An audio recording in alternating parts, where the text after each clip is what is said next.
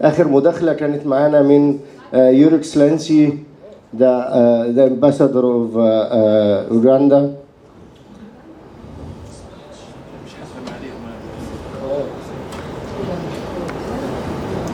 I want to start by appreciating you, the Director General of this very prestigious institution, which from the look of things will help the continent Africa.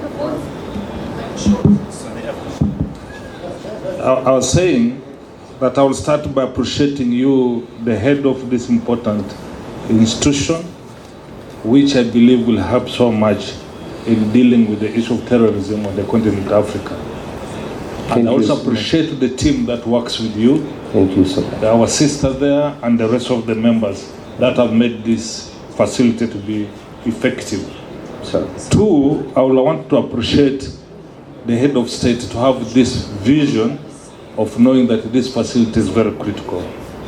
I will not take a lot of time because I know time is of essence and we are running behind many of the schedules, and I appreciate your invitation and appreciate the time you have given to me. My first area of concern is that I would want to give very brief experience from the East African community where Uganda has played quite a critical role, and I'm happy you have captured a number of information regards to the group that we know as Lord Resistance Army, but there are other groups that we have also dealt with, the Al-Shabaab in Somalia. We have also done with the ADF, Allied Democratic Forces in DRC Congo, where we are even up to now, and we are still in Somalia.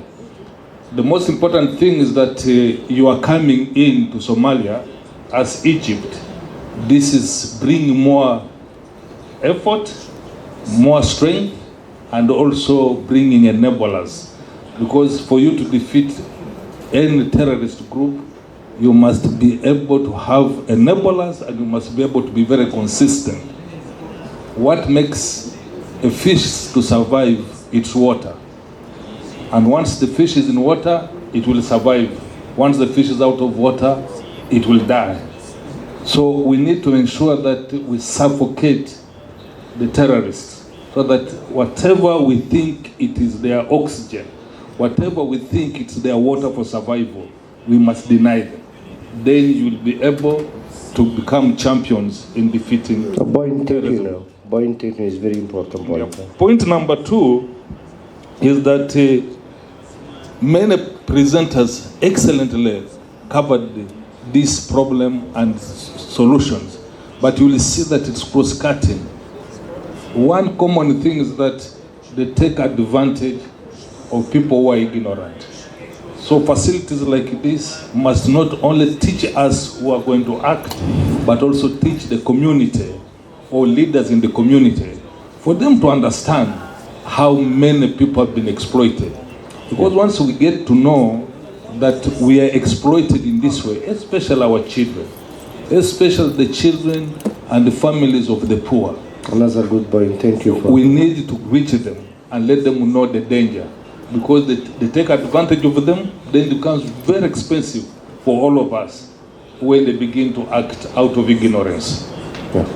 Number three, how do we deny these terrorist ground territories for them to be able to cure their injured, to train, and to be able to assemble whatever they will have to assemble to take action?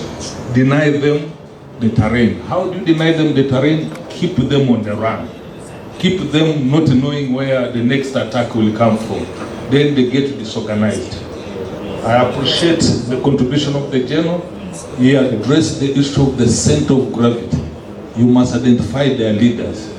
Once you go for their leaders, then it becomes cheaper to deal with the rest because you'll have dealt with the head of the problem. So finally, we could also look at the aspect of what are the enablers on the side of the terrorists. Their first enablers is the weapon of destruction. What do they put together to become a weapon? If it is explosive, to become a bomb and so forth, how do we put people to monitor anything that we think it's ingredient for making bombs? So once we find somebody is buying something that we suspected may create a bomb, we immediately get that person, then it may be able to give us the whole network. So the cells are critical. If they are developing cells in a particular area, we should identify what are they going to use to make bombs. Then once we get to know, we deny them the enablers. The other one is food. Food is a very important aspect. If the group is growing, then you will see a lot of food going to an area that you did not expect people to eat all that food.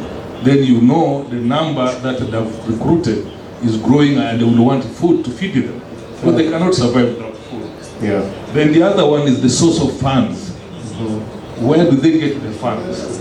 Yeah. In the Somalia experience, they were getting a lot of funds through piracy. They would go and hijack a ship. And whatever is in that ship, they will trade it for money. And they will get funds to push them for some time. So deny them the funds.